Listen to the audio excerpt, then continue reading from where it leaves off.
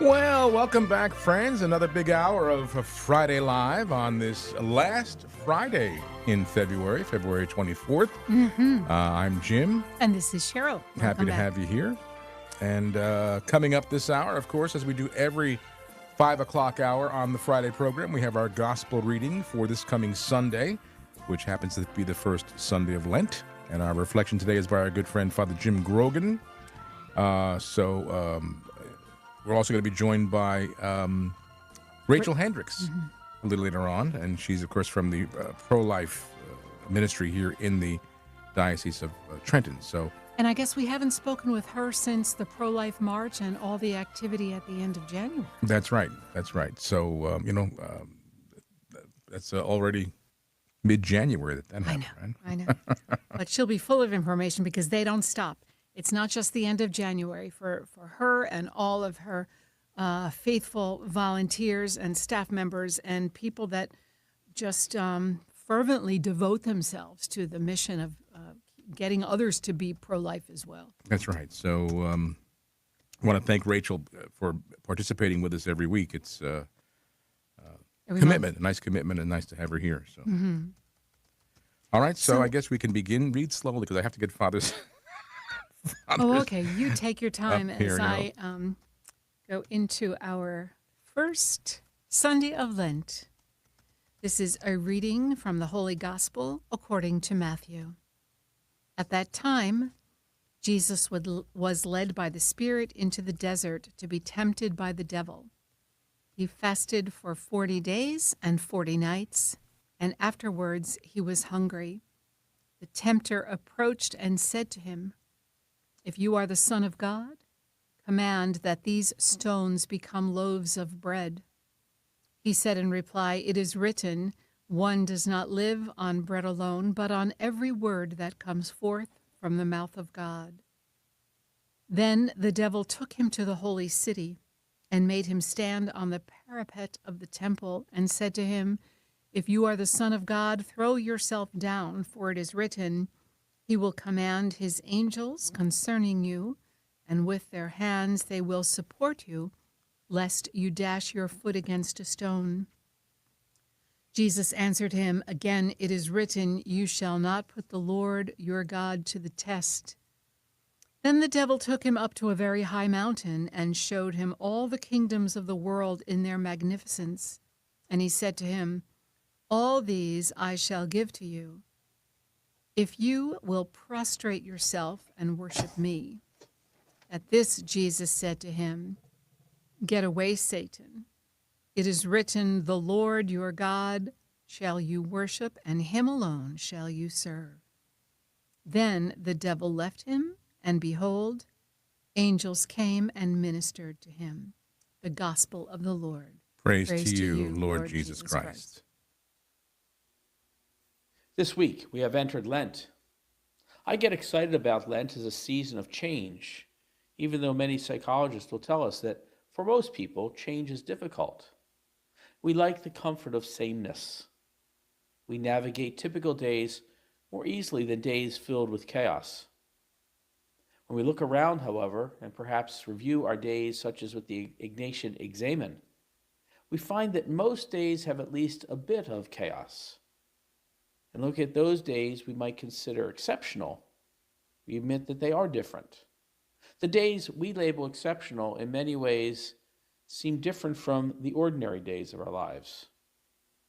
In this lies my excitement for the season of Lent. Last Saturday, our gospel reading recounted the transfiguration of the Lord. The gospel speaks of a remarkable revelation to Peter, James, and John, some of those closest to Jesus, in which they were given a glimpse into the glorified Jesus, speaking to Moses and Elijah. The Transfiguration always reminds me that every single person is called to experience transfiguration in our lives. We are invited during Lent to look for the ways that Jesus may offer the grace of change in our lives. I'd hope that none of us pray as adults in the same way we prayed when children. And I would venture that we hopefully pray differently this year than we did 5 years ago, or even last year. In his examen prayer, St. Ignatius of Loyola invites participants to look at each day through the eyes of faith, to see what happened that drew us closer to God, as well as those experiences that push us away from Jesus. We begin this daily process of asking God to illuminate our minds to see his presence in our days, and we conclude the reflection by asking God for the grace needed in the day ahead. Simply put, this prayer opens us up humbly to recognize that we are the creature, not the creator, and in faith to count on the promise that Jesus is with us always. So we ask for his grace. If each of us were to follow this process of reflection for the 40 days of Lent, imagine how more alert we would be to the presence of Jesus in our days. Or perhaps better put, aware of what circumstances draw us away from authentic discipleship. Each of us are made in the image and likeness of God, as taught in the Catechism of the Catholic Church. We tarnish that human dignity when we sin, but we can never remove the God-given dignity of every person. Seeking to be transfigured spiritually during Lent opens us up to receive God's grace and to put it to use in our lives. Each reading this weekend speaks to sinfulness, to our human failings in our relationship with one another. The first reading from Genesis recounts the conversation between Eve and the serpent, Satan, who challenges her with the question as to whether God really told her not to eat of that tree. Eve answers yes, but is then swayed by the tempter. This is followed in Paul's letter to the Romans, where he states, "And the gift is not like the result of one who has sinned, having told us that the gracious gift is the one man, Jesus Christ, overflows for many." Jesus Christ is the gift. And Jesus reminds us in our gospel, "Get away, Satan. It is written, the Lord your God shall you worship, and him alone shall you serve." You see, when we sin, we break our relationship with Jesus by putting worldly temptations ahead of listening to God. By choosing to follow God's guidance and not worldly advice, we embrace Jesus' gift of holiness and allow him to shape our response to temptations. The 40 days of Lent allow us to practice that discernment, to recognize in each day the ways we step away from Jesus and the ways we draw close to him. I've heard it said that when we practice something for 21 days, it becomes habitual to us. The 40 days of Lent are nearly twice that practice. So imagine how deeply within us following Jesus' guidance can become. The examen prayer and reflecting each day on the good that we do helps us to make the change our own. Jesus will imprint his loving heart upon our heart. Ask God to show me how my days are seen through his eyes. Give thanks for the day we just experienced under his care. With the grace of the Holy Spirit, look at our day just finished. Humbly see our mistakes before God, who loves us even when we stumble. And finally, we ask God for the grace we will need in the day ahead. Perhaps finish that examen and reflection with today's psalm, which we can apply every day. Be merciful, O Lord, for we have sinned.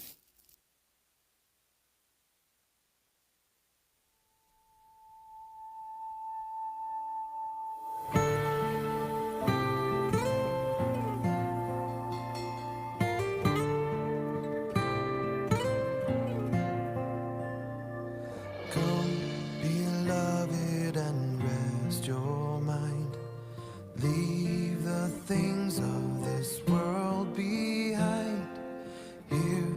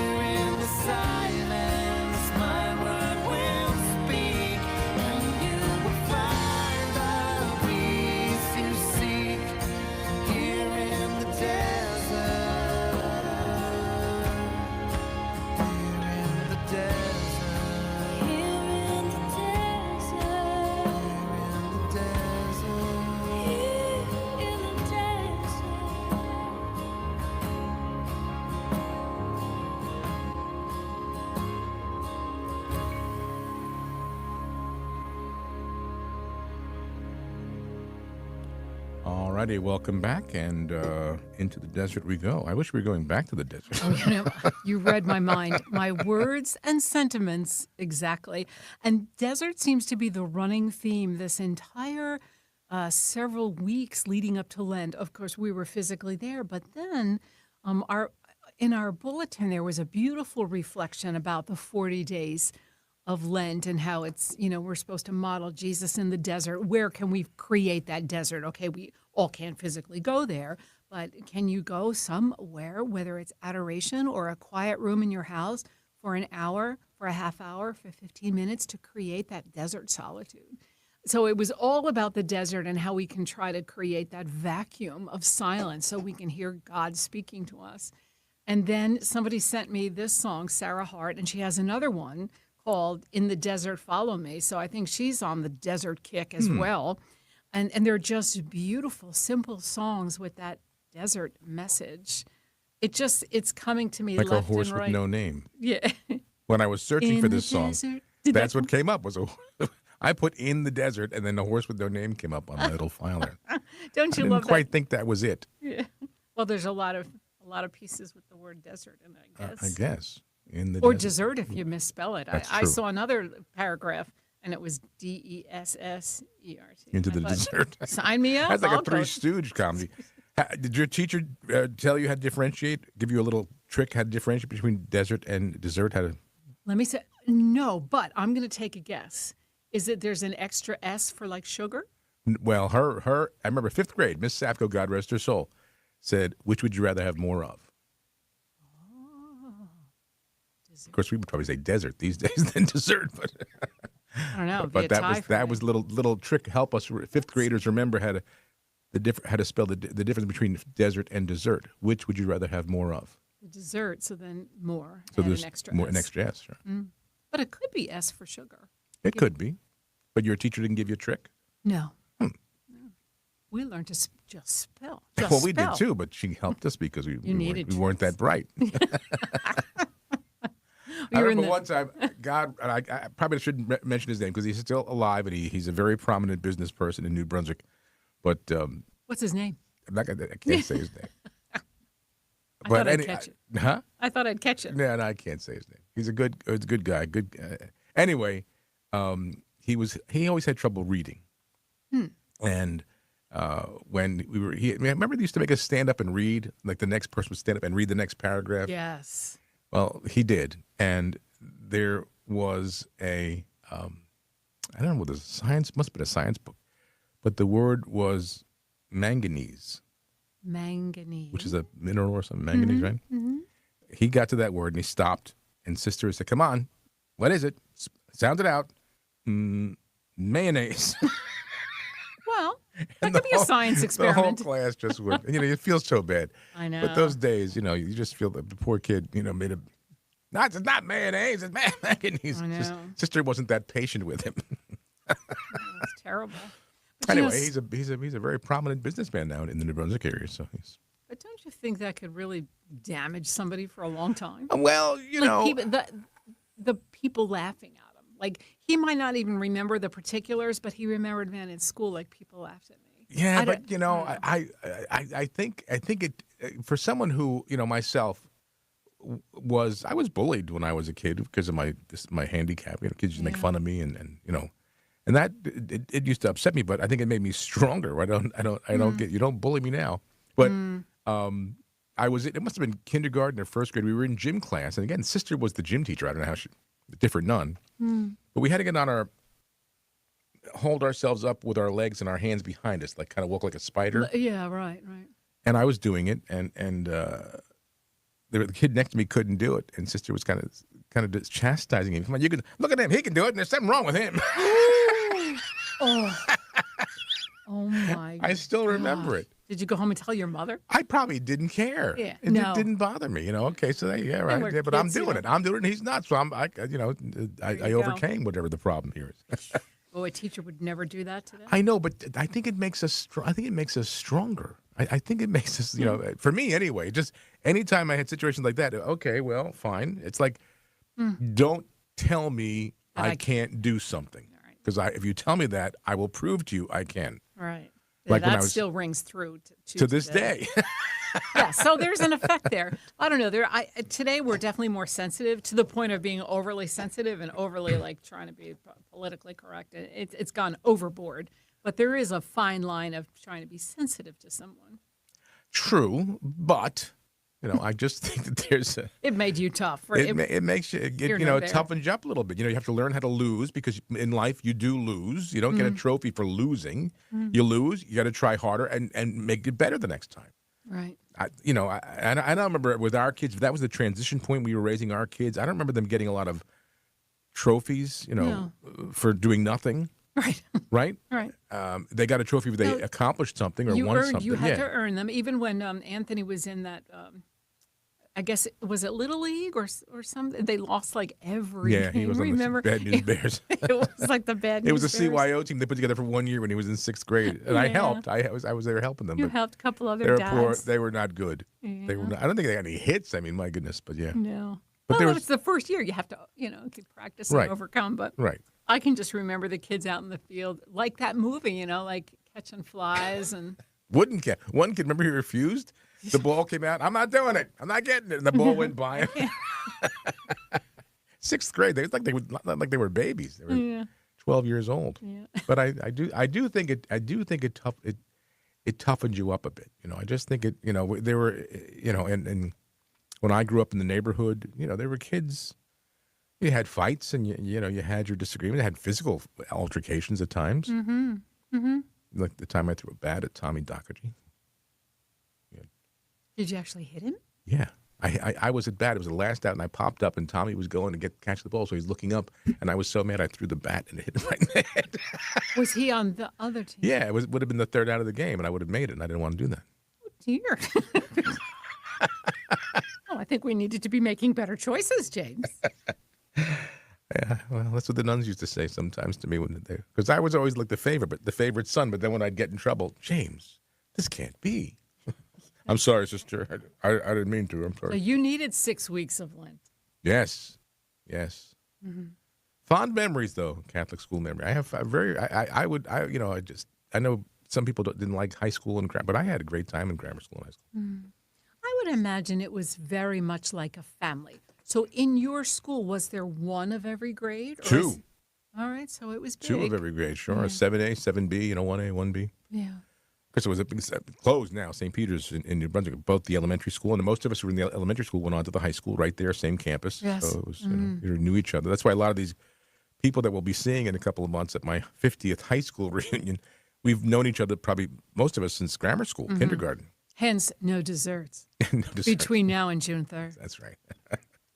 But and the nuns were all they were Carmelite, fully habited brown habits with the white chin strap and the heavy rosary beads hanging on the Serious side. nuns. Yeah, they were They didn't serious fool nuns. around. No, not messing around. I showed you the picture of my kindergarten picture. And there's like 49 kids in it and one nun. Right. No aides. Just one fully habited Carmelite nun and 49 5-year-olds. And I bet it was 6-year-olds. quiet as anything. I don't remember any disruption ever, ever. I don't remember any. And if there was, it wasn't tolerated. Mm-hmm. So it's, Was that at a time when there was still where they would have you like kneel on rice or hold a ruler up to the blackboard or, not that they were slapping you, but. Oh, I got smacked. You did? I got smacked. Sister Miriam Thomas smacked me in 3rd grade. 3rd grade. 3rd grade. Well, she was taking us downstairs or going to the cafeteria or something, and it was 2 by 2, and she was holding the door, and I forget why, but I went around behind her, and I must have rubbed against her the wrong way. Who is this? Mr. Manfredonia. And just smacked me in the face. Wow. But hey, you know what? I had a great You never time. did it again. Well, no, but I mean, didn't. But she did have a metal ruler in her desk. She would take the kids' hands literally and smack the hands with the metal ruler if they did something naughty. It had to sting and leave a red That was the mark. point. Yeah. What good is doing it if it doesn't leave a mark? Yeah. I had a friend who was in Catholic school. I was in public school. And she would come home and tell me stories. And even to this day, she goes, I spent more time sitting in the principal's office, like waiting for my parents to come. I don't remember being that bad, but I don't remember. I guess I was smacked. I don't think I had my hand hit with the ruler. Sister Nicoletta did pick Rich Cusimano up and throw him into the cloakroom. I remember. Literally picked him up by the collar in 7th grade and poof, threw him into the closet. But you know what? I think it was great. I don't have any. We sent our kids to Catholic school. I just think the discipline was good, and Certainly we had a better few than- incidents that wouldn't be tolerated today. But when I was teaching high school at St. Peter's, I went back like Welcome Back, Cotter. There was a kid and I was teaching, and he was so fresh. And I was 23 or 24 years old, and he was just smirking. I said, "Get that smirk off your face." And he wouldn't. I said, call him by his neck. Get that smirk. And I grabbed him by the hair. I said, "Get that smirk off your face right now." And he did, but couldn't do that today. No. Couldn't oh grab my him by the head. You couldn't go within their personal space. Are you kidding? But, hey, listen. And that's why the schools are running wild. And it wasn't limited to Catholic schools. There was corporal punishment in public schools as well in those days. Kids did get hit, and they were punished, spanking and things. It wasn't unusual. And then none of that all changed. And we're not the worse for the wear. You never got smacked. I bet you were probably goody. I was pretty good. I loved school. But there was stuff that happened, but I was pretty quiet. I was kind of like the butterfly in the corner. I didn't cause any trouble or You got all A's. almost. Yeah, a lot. Yeah, I was pretty much on the honor roll and all that stuff. But I loved learning. I wasn't very studious. That's why my mother used to laugh when I became a teacher. I can't believe you became a teacher. You hated school. I know. Well, you know what? It does happen that way. Again, not mentioning any names because she's a very upstanding, well-respected teacher now, doing a fine job, and the girls all love her and the sisters all love her. But I'll tell you, she was the one that was sent home from the high school trip when they found like vodka hidden in the toilet tank or something. Yeah, that was a good hiding place. That was pretty good. I didn't do it, but I caught kids doing it. And when I was teaching, we had a Really? senior class trip up Okay. to that ski resort up in North Jersey by High Point. I forget the name of the Vernon Mountain or something. Was it? Anyway, Vernon was that what it was? Valley or Vernon Valley. Anyway, we went up there, and I was chaperone teacher, and I had to go around and do a check before they went to bed, and I went to one, and the girls were in there, and I opened the lid to the toilet tank, and they was just stocked with liquor. Oh my God! So it must be a thing with these teens. I guess that's Wow. almost 45 years ago. Wow. Stocked in bottles. And Ladies, the I'm funny thing ashamed. is, so I was a chaperone on this trip. I wasn't a teacher there at the time. I just chaperoned, and we settled in. We got there by bus. Everybody checked into their room. It's going to be lights out. Get yourself unpacked. Put out your clothes for the morning. We had a program somewhere, and the first thing that the chaperones did was met in the hallway. Before they even said, okay, you're going to room 1 through 10 for lights out, you're going through 11 through 20, they said, what do you want from the liquor store? And so there was a designated person from this group of teachers and chaperones that were going to walk across the street and come back with their supplies. Yet, not 2 hours later, we were checking on the teens. But of course, they were I waited underage. until it went to bed. Then I had my little Oh, nip of sure. scotch. But I mean, it was just. I know. it's At just different kinda times. weird. Today, you couldn't probably get away with any of that without No, being thrown teachers in are jail. crazy. Yeah. I don't need. Do they even go away and stay overnight anymore? I don't know. Well, okay, we'll take a break, and our good friend Rachel Hendricks, the director of Pro-Life Ministries here in the Diocese of Trenton, will be joining us. So you stay right where you are, friends. There is much more to come right here on Friday Live. Don't go away.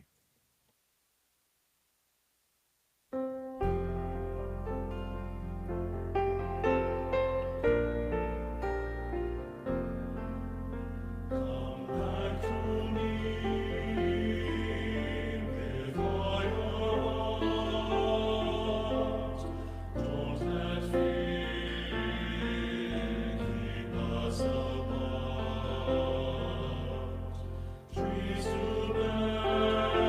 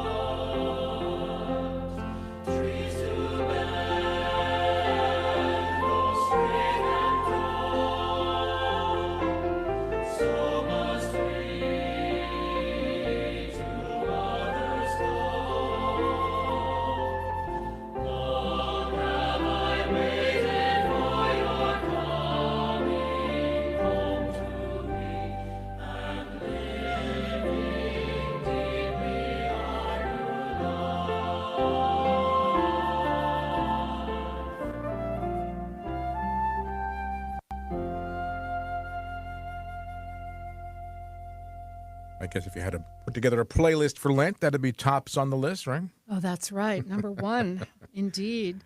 Miss Rachel, how are you? I am well, Cheryl. How are you guys doing? Good, good. We've been Fine. thinking about you. Extra busy time of year.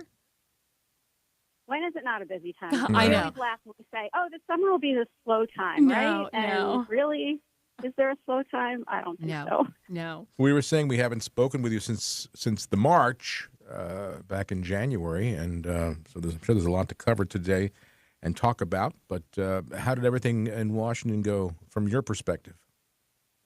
Everything seemed to have gone great. Now, you'll recall that I did not go down to Washington this year because we held quite a big In event, Freehold. a couple of events Right. at Yeah. the Coke Cathedral in Freehold. Yeah. However, it was a remarkable day in Washington, D.C., according to those colleagues and contacts that I have who traveled down there.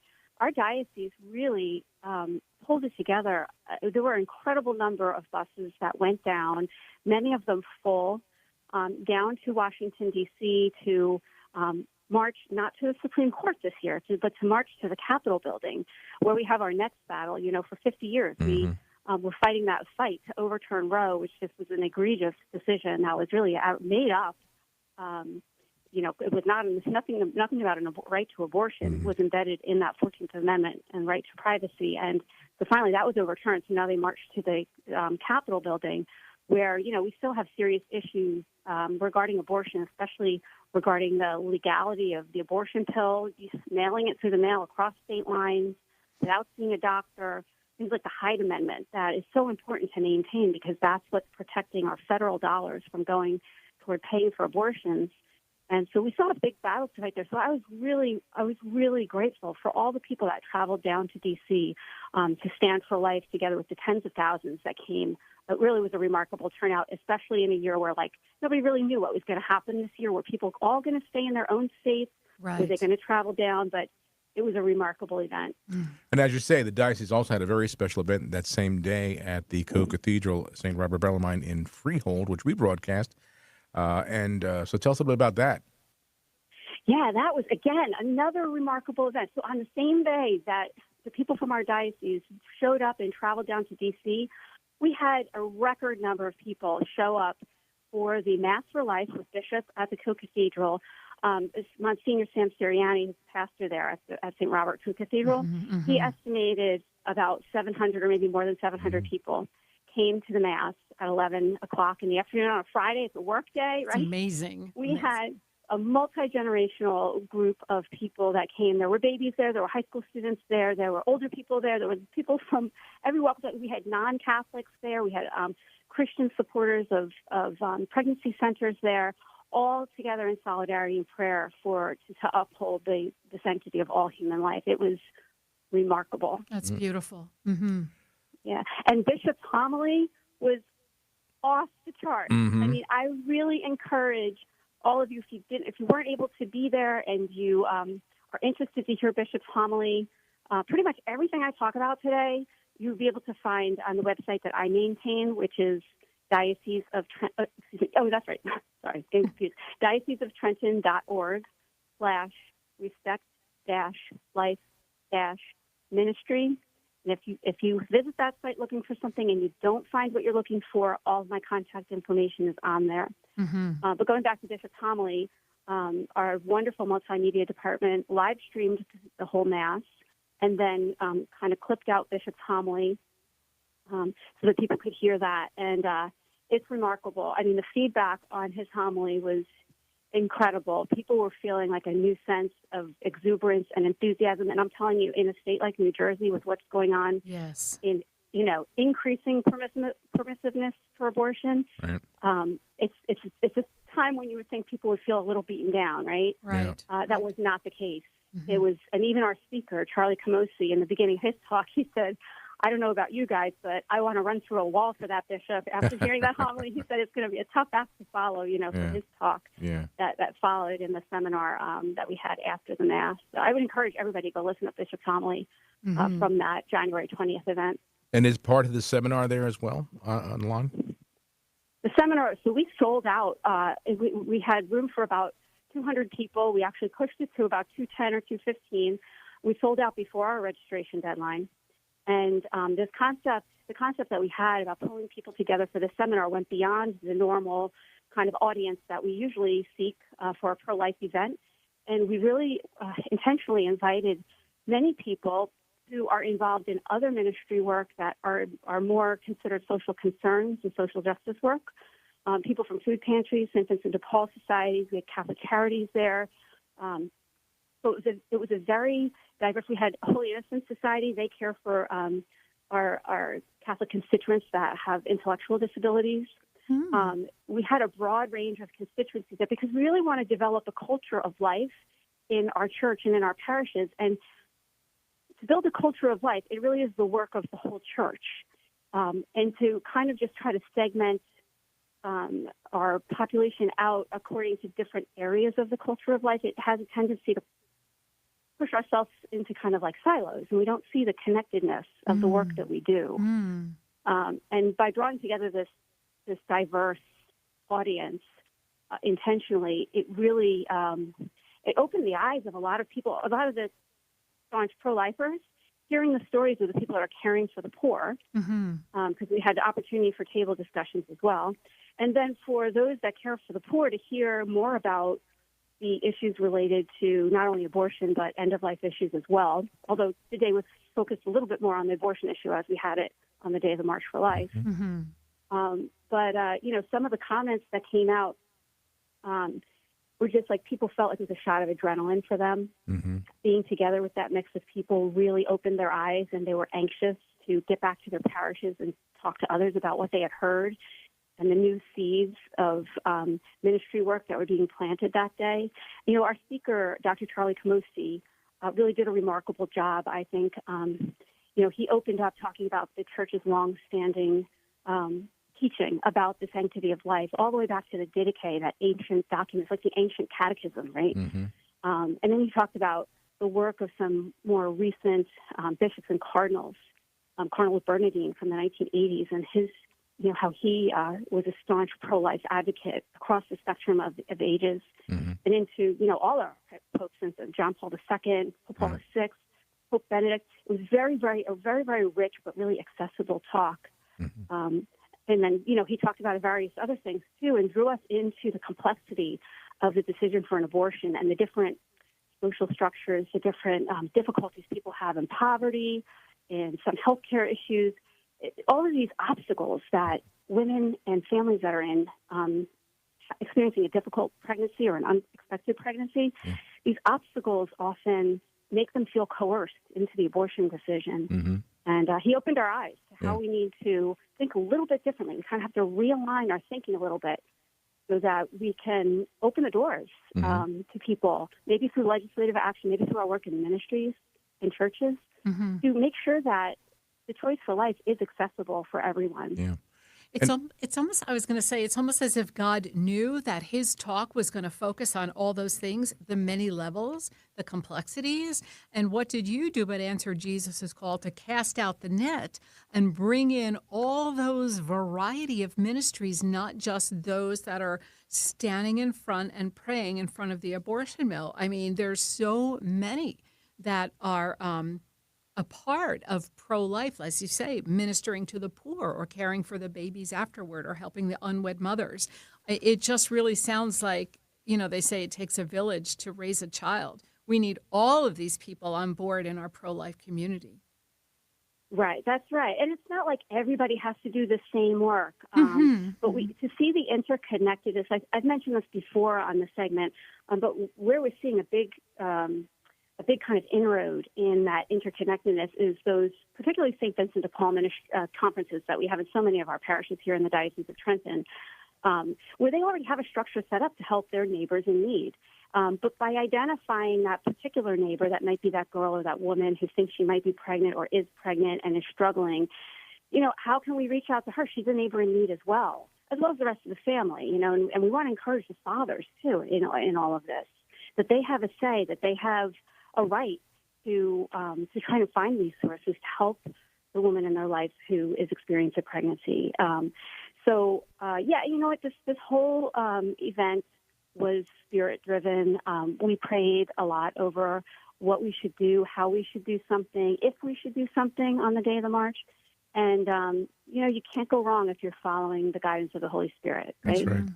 We're talking with Rachel Hendricks, Director of Respect Life Ministries right here in the Diocese of Trenton. So, Rachel, this beautiful season of Lent that we're in now, is there anything in particular that you want to make aware to our listeners or things they can do, maybe some events they can attend or opportunities for them to get involved? Yeah, so from the Respect Life perspective, the 40 days of Lent are a time for us to come together and pray for the unborn, to pray for these moms, to pray for families that are in need, right? And we are fortunate to have organizers in 2 locations for the 40 Days for Life campaign. Some of your listeners, I'm sure, are aware of 40 Days for Life. It's a campaign that was started many years ago. And the campaign is focused on 3 things: focused on prayer for the end of an abortion, fasting to end abortion, and also public witness at the abortion centers. So a lot of what the 40 Days for Life organizers do is they really want to encourage people to sign up for a time slot, a 1-hour time slot once a week, where you would go to one of the 2 abortion clinics that are identified, that are organized, where this is organized, where you would be ensured that you would not be alone. You'll be there with other prayer partners. They have kind of rules for engagement and to keep everybody safe and know what they're legally allowed to do. And it's always very peaceful. And people go to these abortion clinics to pray. There's more that you can do if maybe you're a little bit hesitant to go to abortion clinics if you've never done that before, or if you're homebound or not able to go because you have babies at home or whatever your life situation is. I'll talk about that in a second. But first I'll let you know the 2 locations for the 40 Days for Life campaigns. One is in Shrewsbury, New Jersey, which is in Monmouth County. This Planned Parenthood is located on Newman Springs Road there. And the organizers for 40 Days for Life there have kind of a table for you to look at what times are available, when other people will be there praying. And if you're interested in getting involved or just finding out more about praying at the Planned Parenthood in Shrewsbury, you can go to 40daysforlife.com/Shrewsbury. Shrewsbury is SHREWSBURY. That's 40daysforlife.com/Shrewsbury. Is that the All number? the information will be there. Is that the number 40, or is it spelled out? Oh, yes, it's 40. 40. So 40 Days for Life. Yeah, good point. So people can go right there and find out all about it. And if you feel called, pray about it. If you feel called, you can sign up for a time slot. Bring a friend or two if you want, but you'll be able to see on the kind of the table that's there with all the time slots, you'll be able to see where other people are plugged into the prayer times. And the other site is in Cherry Hill, which is just outside the Diocese of Trenton in Camden County. But we have many people who are very involved in praying down there at the Cherry Hill Women's Center. And if you live closer to that area and want to get involved, you can go to 40daysforlife.com/Cherry Hill. That's one word, Cherry Hill. Okay. And you can find out all that's going on there, when their vigil hours are for prayer. They have a very robust group of people that fill all the time slots, so there'll be no problem finding a convenient time slot that has other people there too. And Claire Housen, she's the organizer there. Her phone number and email are on that 40daysforlife.com site. If you have any questions, you can just reach out to Claire. But I would encourage people. I totally get for some people if they've never done this before, if they've never gone to pray at an abortion clinic, it's a deeply emotional thing to do. But some people might be hesitant. I would give them two things to think about. One, perhaps you can drive to the clinic during one of the times when the vigils are going on, and maybe park across the street. Both the Planned Parenthood in Shrewsbury and the Women's Center in Cherry Hill have other businesses all around them. I would encourage you to go park your car and pray in your car. And you just wouldn't watch. have you wouldn't have the kind of maybe anxiety or you're a little bit nervous about, but you can just sit in your car like everybody else does, pulling up to these businesses and pray and spend some time thinking about what's happening in this clinic and how our prayers are needed. And the other thing you can do is pray at home. I remember the first time I knew about 40 Days for Life, I had like 3 or 4 babies at home. Maybe I was pregnant at the time. It's hard to get out of the house. Yeah. So I put little sticky notes all around my house that said 40 days. And they would just be reminders for me to pray and fast and do what I could from home. And so Very that's a great way to be part of this campaign as well. Absolutely. Fantastic. Well, Rachel, again, we want to thank you for all you do here in the diocese with Respect Life Ministries, and also now for being a part of our domestic church media family on these last Fridays of the month to share all the good news. So have a blessed. Well, we'll talk to you. We'll still be in Lent next time we talk with you. So That's right. That's I right. think. We'll Or check in. will it be Good Friday? I don't know. We'll see. But anyway, We'll stay in touch. thank I you. think we'll be, March 31st, I think. Oh, right? no, that's Radiothon, but you can stop by.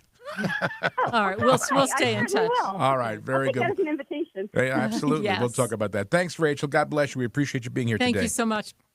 All right. God bless. Thanks. Take care. Bye-bye.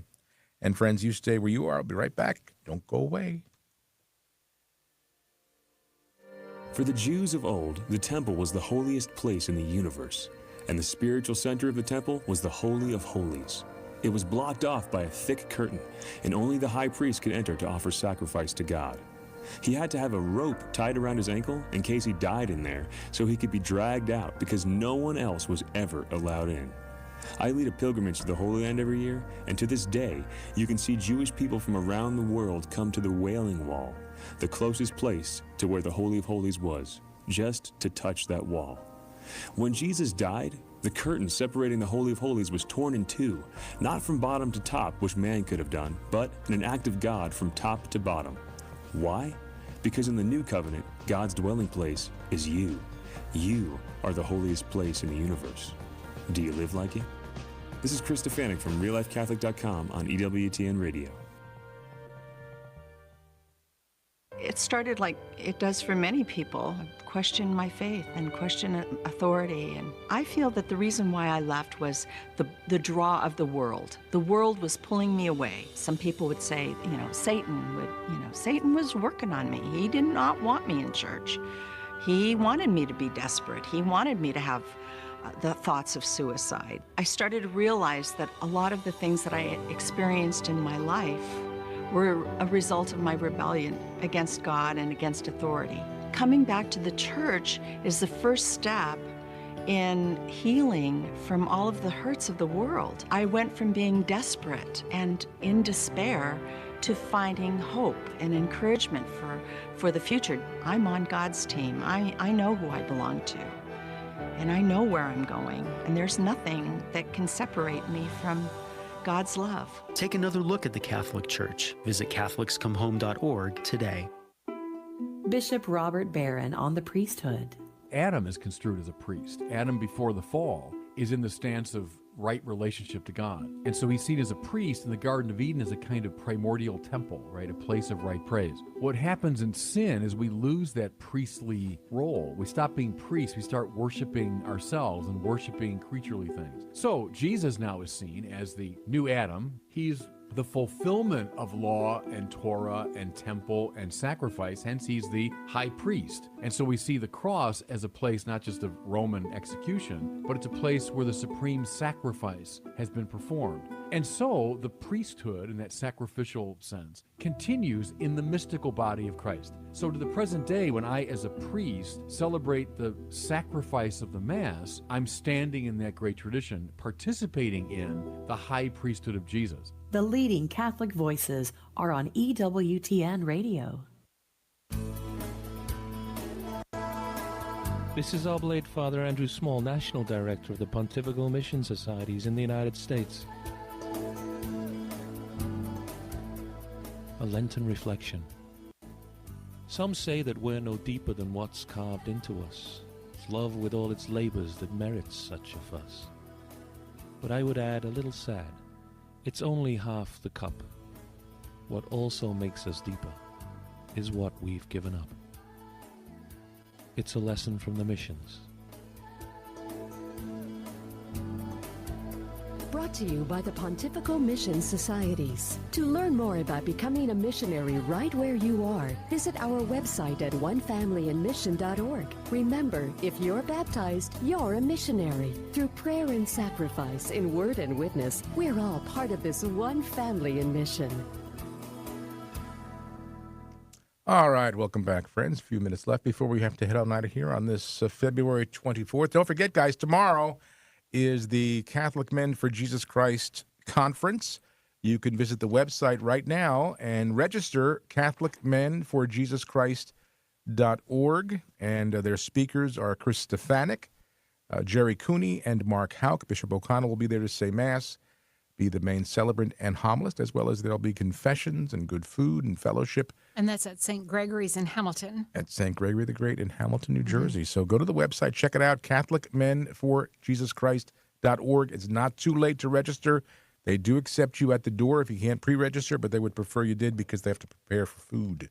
And ladies, once you register your husbands for the men's conference, then you go to St. Rose of Belmar and take a look at the women's retreat they're having. And then you can meet at home at night and compare notes and just wallow in the love. Yeah, have cake, wallow in the love of Jesus Christ after that wonderful day spent with our Lord. Amen. And then if you have something coming up in your parish, you know, several weeks of Lent, maybe a penance service, a parish Lenten mission, a special speaker series, book study, extended hours of adoration, whatever it might be, let us know. And of course, Friday, March 17th, is St. Patrick's Day. And again, Friday in Lent, so there's probably some sort of dispensation. Well, you say there isn't Metuchen already, right? They already We announced haven't heard it from Bishop O'Connell yet, so, but in case he's listening and taking notes, Bishop Checchio and Metuchen already granted dispensation. You could have your corned beef or whatever it might be on March 17th. I think I'm trying to think in the past if it was granted here in this diocese or not. Well, Bishop, if you're listening, you heard what Cheryl said. You got to listen to what she said. So you make your decision. Take Cheryl's advice. Yeah, whatever. Give dispensation on March 17th. Have to meet on Saturday. Why does it have to be that? Do you know the origin behind the Filet-O-Fish sandwich at McDonald's? No. It was a guy who owned a McDonald's franchise back in 1963, and was he Catholic? He was Catholic, and he was complaining because every Lent he'd lose money because people would go down the street to the fish place. Oh, sure. So he called Ray Kroc, the head of McDonald's, who owned all the the big honcho, and said, "I want to do this." And Ray Kroc says, "I don't want my restaurant smelling like fish. It's to smell like hamburgers." So they made a deal. Ray Kroc was going to have a pineapple and cheese sandwich, and he had the filet of fish, and filet of fish won by miles. By far. So yeah, By far. so that's how it came to be. And they could have done it just for Lent, right? Okay, just for Lent, we're going to sell fish sandwiches. But for it's so Friday. popular. It is. It became, people like fish. Became popular. The And it's filet like of you fish. walk near or pass in your car with the window open, past McDonald's, you're not smelling fish. You're not smelling anything, actually. McDonald's and Burger King, you Kind are. of oil, cows, oil swimming around. All right. Well, listen, have a great weekend, and we'll look forward to seeing you next week, first Friday in March already, and I'll be here on Tuesday, God willing. So have a great rest of your day, and thanks for being a part of our day. God bless you.